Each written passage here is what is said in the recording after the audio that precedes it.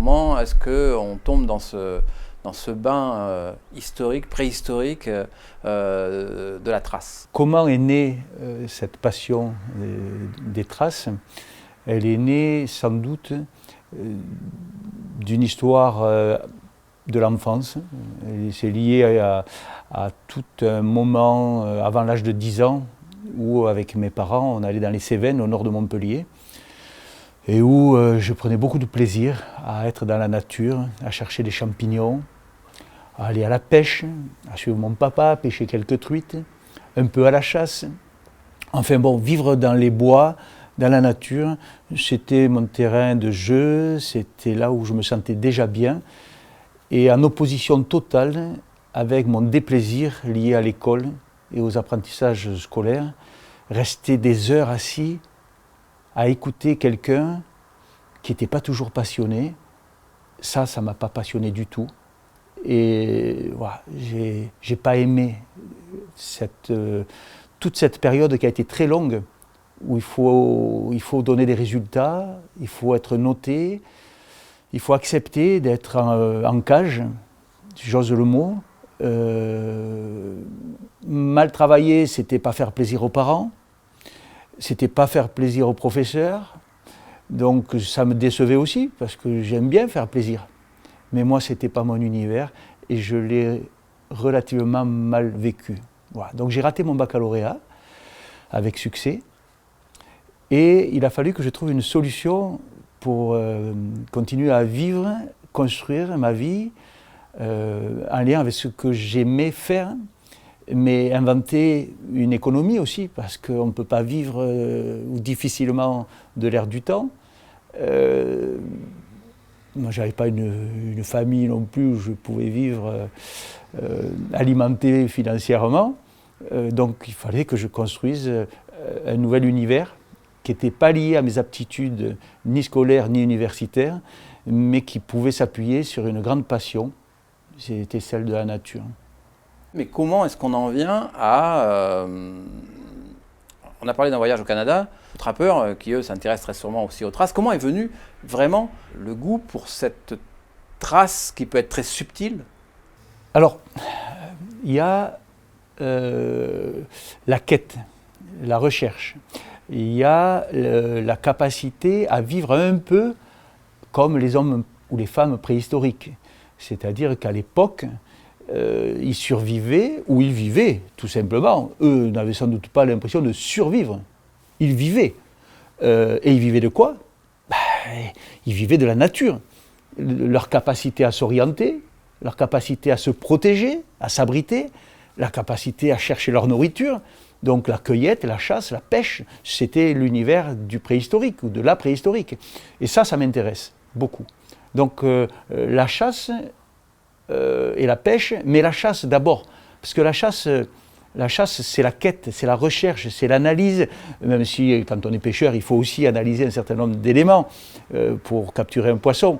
Mais voilà, la chasse, ça oblige à ouvrir les yeux d'une certaine façon, à interpréter des signes qui sont ténus et qui nous montrent que telle espèce, si c'est celle-là qui est convoitée, passe ou vit à cet endroit, et comment on peut faire, alors soit pour l'observer si on est simplement en projet d'observation, soit comment on peut faire pour la capturer sinon, si on a un projet de chasse. La première trace, quelle est la première trace que tu as relevée? Ma première empreinte, elle est liée tout simplement à un projet d'atelier de taxidermie, où comme après le bac, il fallait que je trouve des solutions. J'ai passé un CAP en candidat libre pour naturaliser les animaux, mais je passais tellement de temps à observer les plumes, les poils, les odeurs, etc., que c'était probablement pas rentable de mener ce projet à long terme, mais ça m'a appris beaucoup et je commençais à prendre les empreintes quand même sur de l'argile de tous les animaux que je devais naturaliser. Ça a été une étape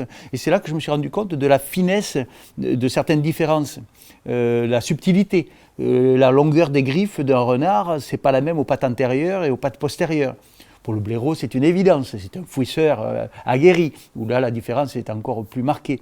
Tous ces petits éléments, je peux m'en rendre compte. Et puis la première vraie empreinte que j'ai moulée avec du plâtre, c'est même pas avec du plâtre que je l'ai moulée. en fait, comme je faisais les travaux de mon futur atelier de taxidermie, eh bien, on faisait du ciment. Et il restait un peu de ciment. Et puis dans le tas de sable qu'il y avait dans cette petite rue, la rue Neuve, à Saint-Lizier, en Ariège, eh bien, il y avait une empreinte de chien.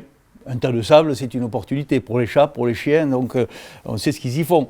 Et là, cette empreinte était mignonnette. Il y avait le détail de la pelote principale, triangulaire, des 4 doigts, les pelotes là, et puis il y a les griffes aussi. Donc j'ai mis un peu de ciment mou à l'intérieur de cette empreinte. Et le lendemain, c'était magique. L'empreinte était prise, le relief était là, l'estampage, comme on dit, et ça a été la naissance de mon envie de perpétuer ce geste pour conserver la mémoire du passage de l'animal. Là, c'était banal, c'était un chien. Mais moi, ma passion, elle est plus liée aux animaux sauvages qu'aux animaux domestiques. Et donc, je trouvais, par ce biais, une façon d'être plus proche de l'animal. Je ne suis pas dans la chasse, c'est-à-dire pas dans la chasse pour capturer l'animal, mais je ne suis pas dans la photo non plus. Je suis dans autre chose. Et cette autre chose, eh bien, je trouve que ça développe l'imaginaire, ça développe l'aptitude à observer, à interpréter, ça donne des réponses sur l'absence ou la présence d'une espèce, et ça peut être beau. Et ça peut être aussi structurant en termes d'éducation, de transmission. Comment on passe de la captation d'une trace sur un tas de sable, où on se dit tiens, effectivement, expérience réussie, j'ai réussi à capter et à conserver cette trace, à ensuite des voyages un petit peu partout dans le monde, ou en France, ou en Europe, pour se mettre sur la piste de traces multiples et innombrables. Il faut aussi, en amont, apprendre à reconnaître. Comment on fait pour reconnaître une trace qu'on n'a jamais vue ou qu'on ne connaît pas? Il y a eu une phase d'étude, j'imagine, ensuite, concomitamment à ces recherches. Comment vous vous êtes dit, bon ben maintenant, je vais consacrer une partie de ma vie à cette recherche, à cette collecte, à cette conservation des traces? Alors, la première étape, c'est toujours la notion de plaisir, être dans la nature. Donc, trouver une trace, c'est jubilatoire.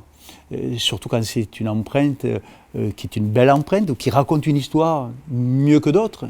Quand tu as par exemple plusieurs passages de plusieurs espèces, c'est un véritable tableau et une véritable histoire. Quel est celui qui est passé avant, après, pourquoi? Est-ce que c'est pas un prédateur qui est en train de poursuivre sa proie? Tout ça, c'est intéressant d'avoir cette capacité à le lire. Et comment on acquiert cette capacité à le lire? Il y a à la fois le côté chasseur qui m'a appris beaucoup. Parce que, regardez aujourd'hui, quand vous allez vous faire soigner chez qui? Chez un médecin. Le médecin, il a commencé comment? Il a commencé avec son bistouri, ou en tout cas à regarder un cadavre. Eh oui, donc c'est ragoûtant, c'est pas agréable, ça peut sentir mauvais, et puis un animal mort ou un homme mort, ça fait peut-être pas plaisir à tout le monde. Il n'empêche que cette aptitude à s'intéresser à l'anatomie de quelque chose, d'un animal ou d'un homme qui est mort, va aider le médecin à faire son job plus tard. Et moi c'est pareil. Quand je trouve un animal, un cadavre, c'est pas c'est dégoûtant, ça pue, non, c'est une opportunité nouvelle d'apprendre.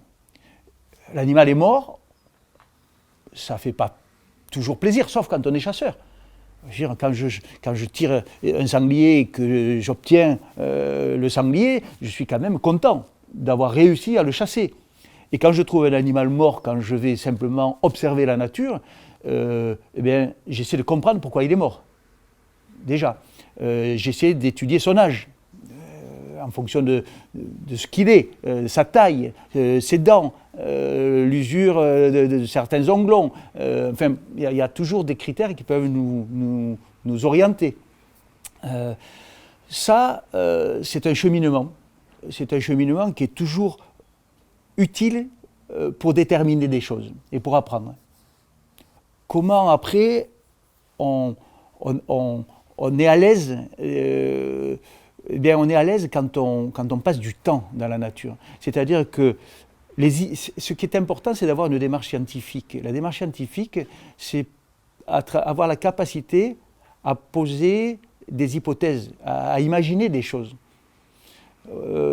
Si on n'a pas la capacité à imaginer, on ne peut pas devenir un pisteur, je crois. Parce que si on est arrêté sur des postulats, non, c'est pas possible. Il faut toujours, je pense que la démarche d'un pisteur, d'un ichnologue, j'ose le mot. Alors, l'ichnologie, ça vient du grec ichnos, empreinte de pas. Et l'ichnologie, donc, pour moi, par extension, c'est la science de l'interprétation des traces au sens large, et pas que de l'empreinte de pas. Et donc, ce qui est important, c'est d'avoir cette capacité à s'interroger, à se questionner. Ça, c'est une gymnastique intellectuelle qui est formidable pour les pisteurs. Je pense que la première écriture était l'écriture de l'empreinte humaine ou animale. Ça me paraît normal. Cette capacité à chercher, à comprendre ce qui se passe à travers le déplacement de ce que l'on recherche. Je reviens aux hommes préhistoriques et aux femmes préhistoriques. Ils devaient savoir lire les traces, mais pas que. Les traces au sol, les traces sur les arbres, les traces sur des cailloux, les traces dans le ciel, parce que des nuages qui passent, c'est lié à l'ichnologie. Selon la direction, ça nous amène la pluie, ou ça nous amène l'orage, ou ça nous amène le froid, quelque chose. Et donc, pour avoir la capacité à vivre dans un milieu naturel, eh bien, il faut avoir cette capacité de lecture, d'analyse. Et ce que j'aimerais, en fait, aujourd'hui, c'est arriver dans notre société moderne à faire en sorte de montrer l'importance de cette capacité à observer les différents environnements dans lesquels nous vivons. Je dis nous vivons parce que je sais très bien qu'en Ariège, je m'adresse à des ruraux en majorité, mais que partout ailleurs en France, ou dans beaucoup d'endroits, on a essentiellement des gens qui vivent dans des cités, dans des villes. Et cette gymnastique d'esprit peut être développée partout, peut être développée même lors des déplacements à vélo, en voiture, où c'est une gymnastique assez facile quand on sait qu'on peut prendre du plaisir.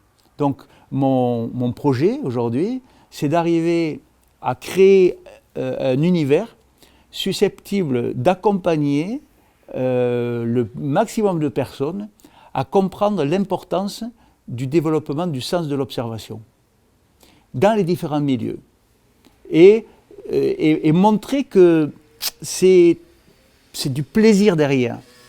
Même dans une ville, marcher sur un trottoir, observer une façade, observer les voitures, observer les gens, c'est quelque chose qui a son intérêt parce que trouver la solution au questionnement que l'on peut se poser par rapport aux traces, c'est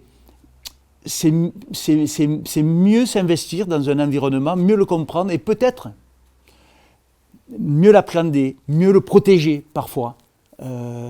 Parce que si on se rend compte, par exemple, en pistant les animaux sauvages, qu'on ne trouve plus l'empreinte de telle espèce, à quoi ça sert de continuer à la chasser ? Il faut se questionner autrement. Il faut se dire, si j'aime chasser cette espèce, il vaudrait mieux qu'elle continue à exister de la meilleure des façons. Donc ça veut dire que il va falloir que je trouve une solution. Soit je raccroche ma carabine ou mon fusil et je fais en sorte de faire évoluer le milieu, parce que si elle a disparu, c'est peut-être qu'on est la cause nous-mêmes de cette raréfaction. Et donc, peut-être qu'il n'y a plus assez de champs, il n'y a plus assez de nourriture à cet endroit, ou qu'on a trop construit, et donc c'est un animal qui est très sauvage, cette promiscuité ne lui convient plus, donc il va plus loin, et parfois ils deviennent rares, pour plein de raisons, qu'on ne maîtrise pas toujours, mais enfin, il y en a certaines qui sont évidentes, malgré tout.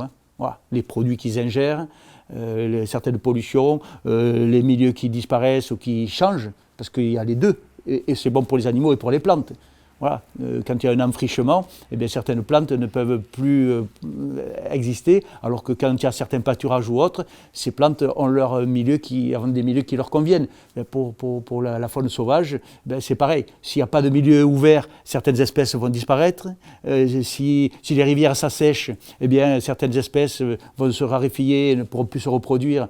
Et donc, tout ça, c'est une chaîne. Si les espèces qui vont se nourrir, imaginons par exemple, et on le pressent, la raréfaction de l'eau fait qu'en montagne, si on va pêcher des truites, il y a des endroits où on ne peut plus pêcher, certains moments, parce qu'il n'y a plus d'eau. Voilà. Et si on a une loutre qui se nourrit à cet endroit, elle ne trouvera plus de poissons. S'il n'y a plus de poissons, elle va... Voilà. Alors, s'il y a des écrevisses, elle va changer son régime alimentaire. Tout ça, c'est magnifique de pouvoir s'en rendre compte. Et parfois, d'essayer de se rendre utile. Je dis bien essayer parce que c'est compliqué de comprendre la nature sauvage. C'est compliqué. Aujourd'hui, j'ai l'impression que le monde tourne autour de notre espèce. Et voilà, et c'est une erreur monumentale. Pour moi, c'est une évidence que le monde ne tourne pas autour de notre espèce. Cette quête de la trace, elle vous a amené à élargir de plus en plus le cercle et aller très loin à la recherche des espèces. Elle vous a conduit dans de nombreux points du monde. Ce qui me fait bouger, c'est cette quête des traces. Et je suis capable de faire beaucoup d'efforts pour me rapprocher, soit d'une période préhistorique, aller au fond des grottes, faire de la spéléologie, pour aller interpréter des traces. Il y a 3 jours, j'étais dans une merveilleuse grotte préhistorique. C'était un joyau de la paléo-ichnologie, donc cette ichnologie ancienne. Il y a un groupe d'hommes, de femmes, d'enfants préhistoriques qui s'est déplacé dans cette grotte et qui a laissé des empreintes, multiples d'ailleurs. Pas que des empreintes de pieds, des empreintes de torches, des empreintes probablement de bâtons. Tout ça est émouvant, à je sais pas, 7-8 000 ans d'intervalle. Et dans cette même grotte, à des dates encore plus anciennes, on a la hyène des cavernes, on a l'ours des cavernes, on a des coprolites qui sont encore là, ces crottes qui se sont fossilisées en fonction de la nourriture que ces animaux ingéraient. Il y a des crottes qui se sont conservées. C'est fabuleux.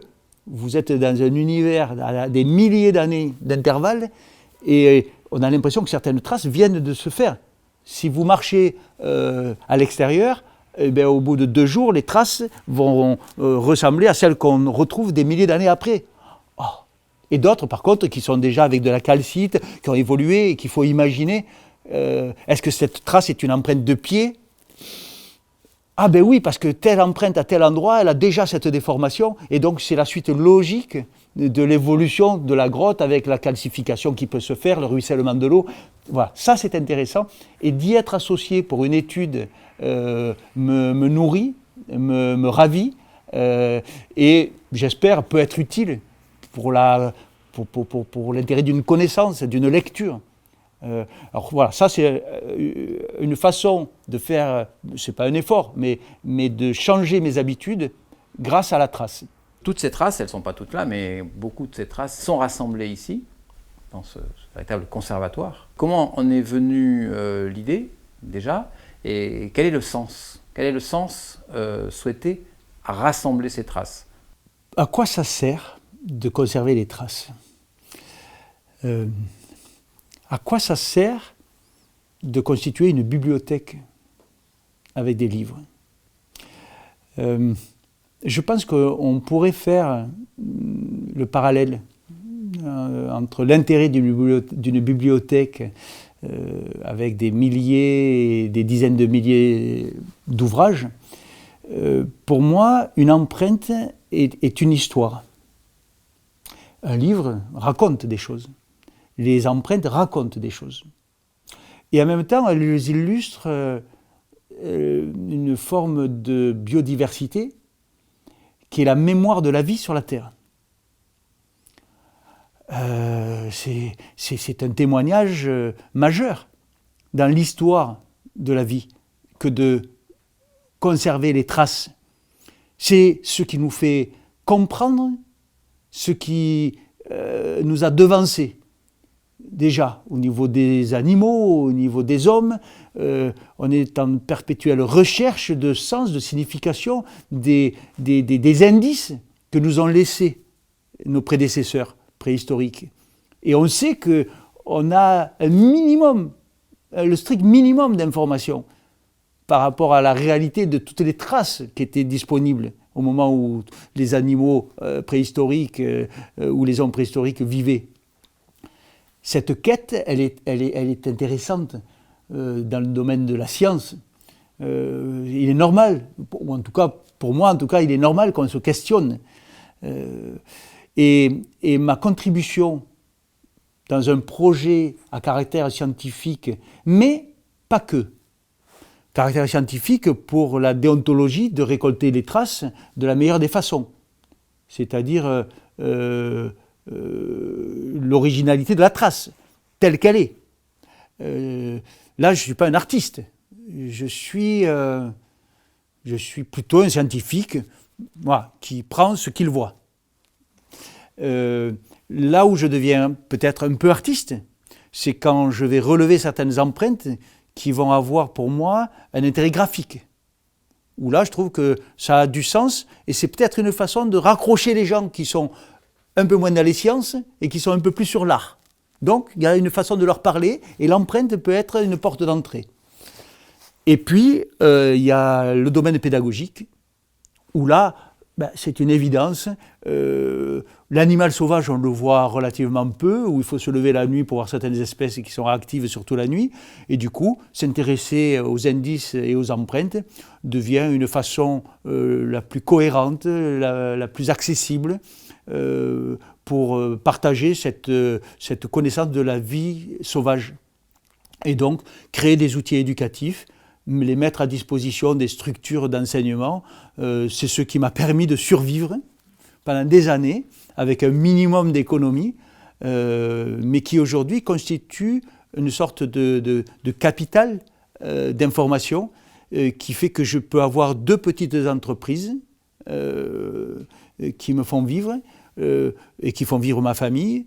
Donc une entreprise qui fabrique des empreintes d'animaux et des indices divers, comme des crottes que l'on reproduit aussi, et une autre entreprise qui est liée à la créativité d'un objet, qui est simplement un couvert qui s'appelle Georgette et qui est lié à l'histoire du pistage, puisque c'est lors de mon expédition dans le Grand Nord au Canada que le concept est né, puisqu'on avait allégé notre traîneau en ne prenant que la cuillère et le couteau. Et quand j'ai mangé, j'ai trouvé frustrant de ne pas avoir de quoi piquer. Et donc, j'ai modelé cet objet. Et avec mon épouse, on s'est dit, si cette idée est une bonne idée, eh bien, peut-être qu'elle nous aidera à financer notre projet de conservatoire des traces.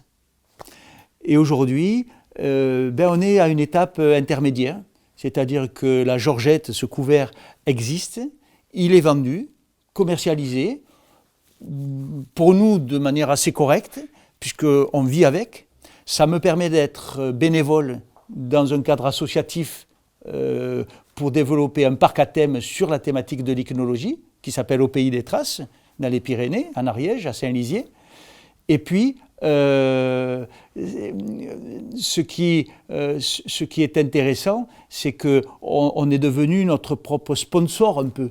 Grâce au commerce de notre invention, eh bien, on peut aider au financement d'un ensemble de choses autour de cet intérêt majeur pour nous, de notre univers qui est lié à l'ichnologie, à cette fameuse science du pistage et de l'interprétation des traces.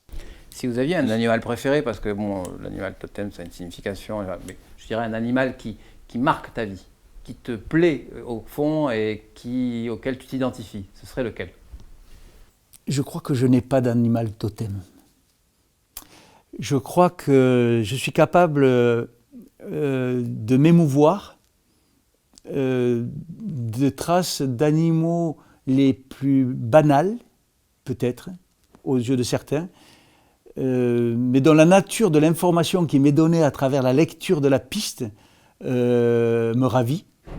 J'aime les milieux naturels, mais j'aime éventuellement être dans une zone anthropique dans laquelle je vais découvrir une trace qui va donner du sens à ce moment, dans ce milieu.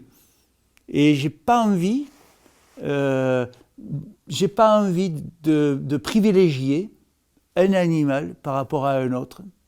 Je suis ravi qu'ils existent tous, et je suis ravi en plus qu'ils laissent des traces.